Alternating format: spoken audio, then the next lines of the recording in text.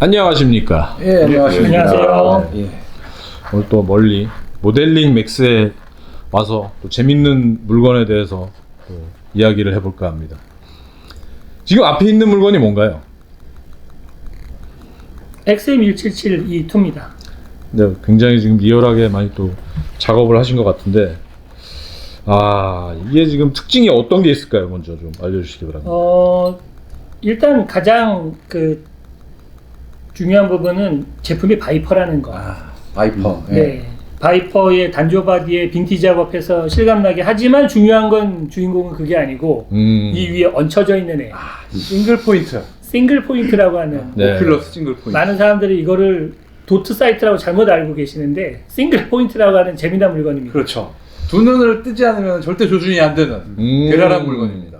근데 이게 흥미로운 게 저렇게 생기면 정말 안 보일 것 같거든요, 앞에? 어떤 방식으로 저게 보여지는 건가요? 이게 간단하게 얘기해가지고 네네. 두 눈을 다 뜨고 네네. 한 눈은 표적에 한 눈은 이 광점에 그렇게 분산을 시키다 보면 묘하게 이 광점 주변의 이 시커먼 이 부분이 흐려지면서 약간 그 반투명한 그 배경같이 돼버려요. 그러니까 쉽게 얘기해서 허공 위에 점만 떠 있는 것 같은, 근데 점 주변이 좀 어두운 것 같은 설명이 어렵습니다. 쉽게 설명해드리면 손을 이렇게 가려보세요. 한쪽 눈을. 네네. 자, 그러면 이쪽 눈은 물체가 보이는데 이쪽 눈은 물체가 이 손등을 뚫고 보이는 것 같은 효과가 납니다. 그게 싱글 포인트예요. 그러니까 보다 보면 제대로 조준하면 막 진짜 하늘에 점만 떠, 헤드업 디스플레이 같이 점만 떠 있는 거 약간 그런 착각이 들어요. 사실 도트 사이트도 제대로 조준하는 게 그거예요, 사실은. 한 눈을 감고 아니면 이 점에 지나치게 초점을 맞춰가지고 마치 스코프 조준을 이렇게 하는 게 아니라 두 눈 다 뜨고 정말 초점을 분산시키는, 그렇게 하는 게 맞아요, 사실. 굉장히 흥미로운, 이게 저도 뭐 책이나 영상으로만 봤던 그 효과인데, 그러면 어쨌든 반사식 그런 도트 사이트와는 다르지만 유사한 효과를 낼 수 있다는 그래서 거죠. 효과는 같아요. 근데 원리는 완전히 다르고 역사도 되게 길고, 이게 베트남 전쟁 때도 시험적으로 쓴 바가 있어요, 미군이. 그래서 이렇게 베트남 당시 버전에다가 딱 심지어 남아프리카에서 아직까지 만들고 있고요. 특히 이 XM177E2에 이게 얹어져 있어야 제대로 갖춰졌다라고 얘기할 수가 있죠. 참고로 손타이포로 수용소 급습 작전에 썼던 거는 마운트가 제대로 된 게 없어가지고 테이프로 감았습니다. 손타이 레이더가 썼던 게 또 이 비슷한 역사적인 그 모형에서 한번 재현한 걸 본 것 같은데, 이게 의외로 요즘 좀 젊은 매니아들, 특히 코스프레하는 친구들이 이 싱글 포인트를 의외로 어디서 많이 구해서, 저번에 지난번 저희 하반기 풀컨 때도 누가 달고 왔죠. 요거를 달고 온 친구가 있었어요. 맞아요. 그게 고증을 위해서 나름 그렇게 저거한 거군요. 그리고 일단은 싱글 포인트인데 이게 바이퍼 제품 자체는 그러면은 뭐 어떤 다 새로 바뀐 부분이 있나요, 지금? 여기에서 뭐 바뀐 거는 사실 별로 없습니다. 네. 순정 상태여서 아쉬운 부분들이 있죠. 네. 그런데 이제 스톡은 다른 걸 바꿨는데 보니까 XM177 스톡은 아닌 것 같아요. 네. M4 초기형에 가까워. 아마 M4의 초기 군납형 같은.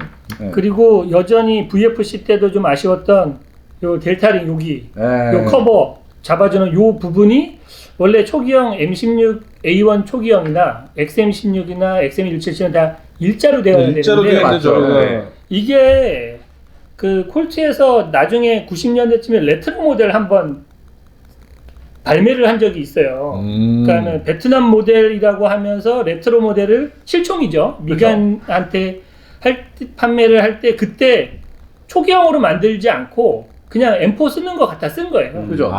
그래서 총열도 미국 법에 맞춰가지고 조금 길고 16인치. 얘도 일자가 아니고 이렇게 쐐기형으로 박혀 있는. 근데 얘도 벌써 30년 넘는 모델이 되다 보니까 지금은 인터넷에는 실제 베트남 모델과 90년대 모델이 짬뽕이 되어서 사진이 흘러다니는 거죠. 그러니까 제조사에서 그거를 좀 간과를 하고 제작을 해서 이 초기형이 아닌 M4형이 그냥 껴져 버렸다. 이게 결과이 때문에 원가 절감일 거예요. 아니요, 근데 저는 이 델타린 같은 경우는 뭐 바이퍼 입장에서는 뭐 원가 절감일 수도 있겠는데 저는 조만간 네. 에어소프트 뭐 그게 GBB든 전동군이든 파츠가 나올 거라고 생각을 하는 게 나오겠네요. 왜냐면 북미 쪽이 지금 워낙에 시장이 이제 레트로 쪽으로 많이 가고 있는 중이고 예. 브라운힐스나 뭐 에어프리시전이나 그 밖에 이제 좀 클래식한 M16 에어15을 만들어내는 회사들이 그 플랫 타입 델타링을 지금 만들어서 지금 이미 시장이 나오고 있거든요. 그렇죠, 그래서 그렇죠. 예. 나온 지 한 2년 정도 됐으니까 이 이제 레트로 건들이 조금 더 트렌드가 올라가면 이제 에어소프트들도 이제 그쪽 이제 파츠를 만들 건내지 않을까. VFC 같은 경우에는 엑센젤 측칠이 이렇게 쇠기형으로 나와서 제가 제 유튜브에서 좀 많이 깠어요. 그런데 엑센 16이 나올 때는 일자로 바뀌어 있더라고요. 거기까지 좀, 세기라면 그건 큰일 나죠. 그건. 고증을 좀 맞췄군요. 근데 정말 거기서까지 그게 그런 후기형이 달려있으면 정말 문제긴 하죠. 그게. 그렇죠. 이게 그러고 보니까 볼트 캐리어는 지금 기본 들어있는 거 탑 스틸인가요? 아니면 원래 바이퍼가 스틸이니까 예. 이제 스틸이 들어있죠. 예. 아니 지금 여러 가지 흥미로운 모델인데 여기서 혹시 기계적으로 뭐 좋은 점과 나쁜 점 혹시 그죠? 예. 여러분들도 많이 아시겠지만 바이퍼는 콜렉터용입니다. 바이퍼는 야. 아무리 스틸이어도 내부가 연사를 쓰게 되면 시어나 네. 안에 있는 노커들이 깨져요. 그리고 그게 강화가 안 됩니다. 마모가 되는 건가요? 아예 깨지는 건가요? 깨집니다. 아예 깨져요? 네, 그냥 깨져요. 그러니까 금속들이 부딪히는 밸런스를 잘 잡아져 있지 않는 거죠. 마루이가 상대적으로 내구성이 높은 건 수없이 거쳐서 개발 상태에서 문제되는 스트레스들을 다 해결을 한 것들이거든요. 그러니까 국내 업체에서는 GBLS 같은 경우에는 초기 모델들이 지금 완성이 계속 되면서 불량이 없는데 그 이후 모델들에서는 불량이 나온다는 얘기가 있는 것처럼 그런데 바이퍼 같은 데의 대만에는 우리나라하고 또 환경이 달라서일 것도 생각이 들어요. 왜냐면 우리나라는 사계절이 있어서 네네. 그렇죠. 급격하게 온도 차이가 나니까 가스 효율에 데미지를 많이 주는데 대만은 생각보다 되게 고른 온도가 나오거든요. 그래서 가스건들이 잘 안 깨집니다. 대부분 상온대가 그렇죠. 유지. 예. 그래서 플라스틱화되어 있고 내구성이 높아되고 반동이 세지 않지만 적당히 작동되는 것들 일본이나 우리나라는 스타일이 약간 알루미늄, 마그네슘 그리고 약간의 낮은 압력이 맞을 수도 있어요. 그러니까 여러 개를 만져본 결과 제가 생각하기엔 그런 쪽에 있지 않나. 그러나 때깔은 곱다. 그래서 바이퍼는 콜렉터 분들이 사시는 게 맞다. 그래서 하이엔드 콜렉터용이라는 게 그런 이유군요. 아니, 원래 에어소프트가 비쌀수록 작동 잘 안 됩니다. 스틸앤드만은 작동 안 돼요. 인정합니다. 300만 원, 400만 원 질리긴 하죠. 네. 그래서 모셔두는 리얼리티는 어느 쪽을 또 많이 생각하셔가지고 좀 작업을 하셨는데. 요번에는 이 의뢰자분이 빈티지 작업을 주로 맡기시는데 점점 하다가 이제는 정말 많이 빈티지 작업을 해달라. 사실 아쉬운 건 이게 실내에서는 사실 잘 보이지가 않아요. 그래서 저도 제 영상 찍을 때는 야외에서 자연광에서 자연광에서 그래야 좀 색깔이나 빈티지 작업되어 있는 게 좀 티가 나는데 그런 분들을 좀 보여드리지 못한 게 좀 아쉽기는 하네요. 알겠습니다. 아무튼 많이 망쳐놓는 게 이번 컨셉이었습니다. 저는 저 개머리판에 달려있는 저 고무 패드 저 버패드가 없었으면 조금 더 그렇죠. 저기 사실 시기적으로 좀 안 맞죠. 저도 그런데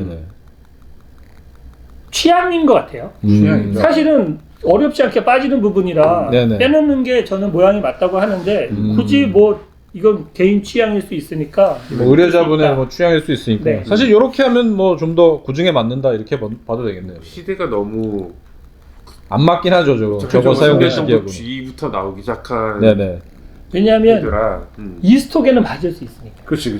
이 스톡에는 맞아요. 이 스톡에 맞기는 해요. 그러니까 그 M4가 나오기 시작을 하면서부터 M4A1이 되기 전에 나오기 시작했고 특히 이제 저 패드가 유명해진 거는 영국의 로열 마린 커만도가 그